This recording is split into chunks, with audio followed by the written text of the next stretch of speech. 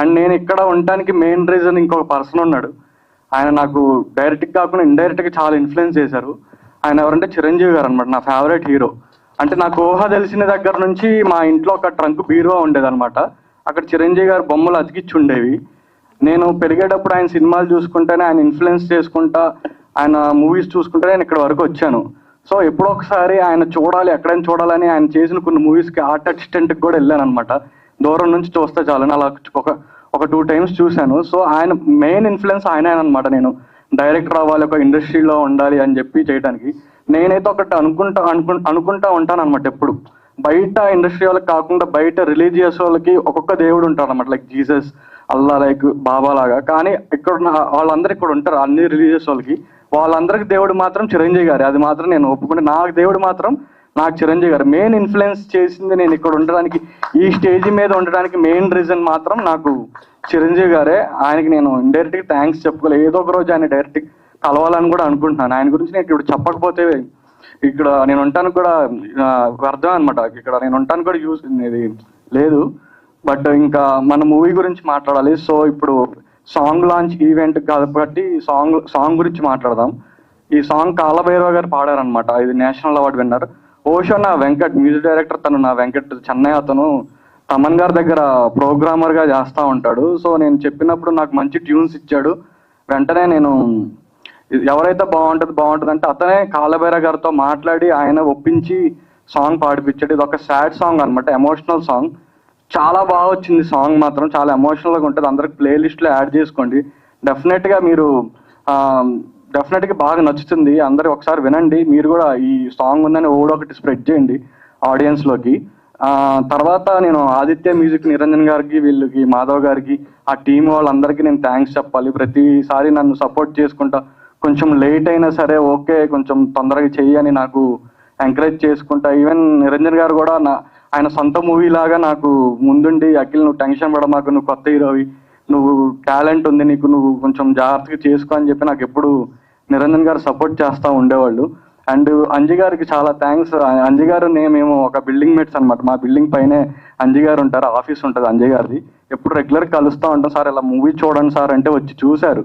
చూడగానే సార్ నేను ఒకటే చెప్పాను, సార్ ఓపెన్గా చెప్పండి సార్, బాగాలేదంటే బాగాలేదని చెప్పండి, ఏదో మనకున్న రిలేషన్తో ఏదో బాగుందని మొహమాటంగా చెప్పకండి అంటే, లేదు అఖిల్ చాలా బాగా తీసావు, చాలా గ్రిప్పింగ్గా ఉంది స్క్రీన్ ప్లే, అంతా బోర్ అయితే ఎక్కడ కొట్టలేదు, స్టార్టింగ్ నుంచి ఎండ్ వరకు చాలా ఎంగేజ్ చేసావు, మంచిగా లవ్ స్టోరీ అని చెప్పి ఆయన ఫస్ట్ రివ్యూ ఆయన అనమాట నాకు ఇచ్చింది.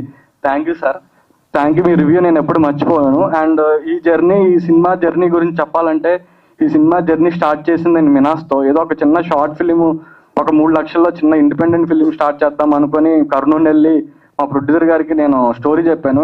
నేను ఆయన స్టోరీ వినలేదంట. కానీ నేను ఎలా ఉన్నాను, నేను కాన్ఫిడెంట్గా ఉన్నానో లేదో అదొక్కటే చూశాను. అఖిల్ మొన్న చెప్తారు నాకు, నేను స్టోరీ వినలేదు, నువ్వు అసలు ఎంత కాన్ఫిడెంట్గా ఉన్నావు ఏంటి అని చెప్పి నేను అదే చూశాను, నీలో దమ్ముంది, నువ్వు తీయగలవు అన్నాను. వెంటనే నాకు నెక్స్ట్ డేనే అడ్వాన్స్ ఇచ్చేశారు.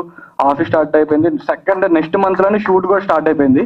అండ్ మాకు నెక్స్ట్ మేము ఎవరైతే మాకు బిగ్ మా దాంట్లో మంచిగా జరిగింది ఏంటంటే యష్నానే. బేసిక్గా యష్నా నేను హీరోయిన్గా తీసుకోవడానికి రీజన్ ఏంటంటే, నేను ఏదైతే క్యారెక్టర్ రాసుకున్నానో బయట కూడా తను అలానే బిహేవ్ చేస్తుంది. కొన్ని చూసాను నేను చాలాసార్లు చెప్పాను యష్నాకి కూడా, చాలా క్యూట్గా చేస్తూ ఉండేది యాక్టింగ్. బయట కూడా చాలా క్యూట్గా ఉండేది. దాంట్లో కూడా నాకు 3 వేరియేషన్స్ కావాలన్నమాట. ఒక టీనేజర్ లాగా, తర్వాత ఒక 25 years అమ్మాయి లాగా, మెచ్యూర్ డైలాగ్స్ చెప్పే అమ్మాయిలాగా కనిపించాలి. అప్పుడు యష్నాని చూశాను. కానీ యష్నాలో కొన్న గుడ్ క్వాలిటీ ఏంటంటే, తను ఆన్ స్క్రీన్లో ఎలాగైతే మంచిగా యాక్టింగ్ చేస్తుందో, ఆఫ్ స్క్రీన్లో కూడా చాలా బాగా చూసుకుంటుంది అందరినీ. లైక్ సెట్లో ఉన్న వాళ్ళందరూ వాటర్ తాగుతున్నారా లేదా ఏంటి, వాళ్ళ మమ్మీతో కొన్ని వండి పంపించేది అనమాట. మీరు ఏం తినట్లేదు సరిగ్గా అని చెప్పి ఆంటీని మేము చాలా మిస్ అవుతున్నాయి. ఆంటీ వస్తారనుకున్నాను నేను. అండ్ ఒకసారి మా ప్రొడ్యూసర్ గారు సెట్కి వచ్చారనమాట. అయితే యష్నా యాక్టింగ్ ఎలా చేస్తుంది, ఎక్కువ సెట్కి రారు, అయితే వచ్చి అప్పుడే యష్నా ఒక ఏడుపు సీన్ ఉంటుంది, ఏడ్చే సీన్ ఉంటుంది.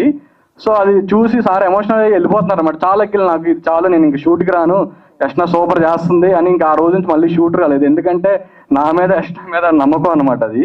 అండ్ ఇప్పుడు హీరో మినాస్ గురించి మాట్లాడాలి అంటే, బేసిక్గా మినాస్ చూస్తే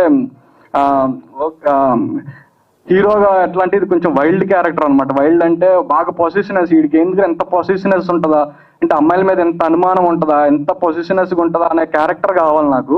సో హీరో మినాస్ని చూస్తే అలానే అనిపించింది నాకు. సో నేను నెరేషన్ ఇచ్చినప్పుడు కూడా బాగా ఎంజాయ్ చేశాడు మినాస్. సో ఇప్పుడు ఈ ఈ ఈ క్యారెక్టర్ దేవ్ అనే క్యారెక్టర్కి నేను ఎలా చేస్తాడో, మంచిగా చేస్తాడో లేదో, పుల్ చేస్తాడో లేదో అని చెప్పి అనుకున్నాను. కానీ చాలా బాగా చేశాడు యాక్టింగ్. మీరు చూస్తారు కదా యాంగ్రీ కానీ కొన్ని అరే మీకు చూసినంతసేపు దేవే కనపడతారు, ఆ మినాస్ అన్నతను అయితే కనపడ్డు. అండ్ తర్వాత మా ప్రొడ్యూసర్ గారి గురించి చెప్పాలి. మా ప్రొడ్యూసర్ గారి నుంచి అంటే లైక్ నేను బాబాయ్ బాబాయ్ అని పిలుస్తాను అనమాట. నాకు పరిచయమైన దగ్గర నుంచి కొన్ని రోజుల తర్వాత నుంచి నేను బాబాయ్ బాబాయ్ అని పిలుస్తున్నాను. ఆయన ఎలా అంటే, సార్ ఒకటి చేద్దాం సార్ అని చెప్పి నేను స్ట్రాంగ్గా చెప్తే నో అని అయితే ఎప్పుడు చెప్పలేదు, ఖచ్చితంగా చేద్దామని చెప్పి అని అంటారు. సో మనం కొంచెం ఒక గోల్ పెట్టుకున్న తర్వాత అది గోల్ రీచ్ అవ్వాలంటే మనకు ఒక సపోర్ట్ ఉండాలన్నమాట. So like it rebirth.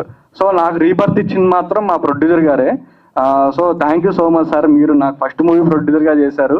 So thank you so much. ఈ సినిమా డెఫినెట్గా నేను ఒకటైతే చెప్పగలనండి, ఇది మేము అసలు ప్రమోషన్స్ కానీ ఏమీ చేయకూడదని అనుకున్నాము. అదే సింపుల్గా ఏదైనా ఓటీటీకి కన్ఫర్మ్ అయితే చాలు, ప్రమోషన్స్ ఏం చేస్తాం, అందరూ కొత్త వాళ్ళమే కదా, ఎవరు ఎంకరేజ్ చేస్తారు మన మూవీని అని అనుకున్నాం. కానీ ఎప్పుడైతే నేను కొన్ని ప్రివ్యూస్ వేస్తున్నాను కొంచెం డిస్ట్రిబ్యూటర్స్కి కానీ, కొంతమందికి తెలిసిన వాళ్ళకి కానీ, ఇండస్ట్రీలో తెలిసిన వాళ్ళకి కానీ, వాళ్ళు ఒక్కటే అంటున్నారు, ఈ సినిమాని నువ్వు ప్రమోషన్ చెయ్యాలి, డెఫినెట్గా ప్రమోషన్ చేయకపోతే ఎవరికి తెలీదు, ఈ దేవపరైన ఒకటి స్ప్రెడ్ చేసుకోవాలి, నువ్వు ప్రమోషన్ చేసి గట్టిగా ప్రమోషన్ చేయి అంటే ఏదో థియేటర్లోకి వెళ్ళిపోయి హిట్ కొట్టేస్తుందని కాదు, ఇది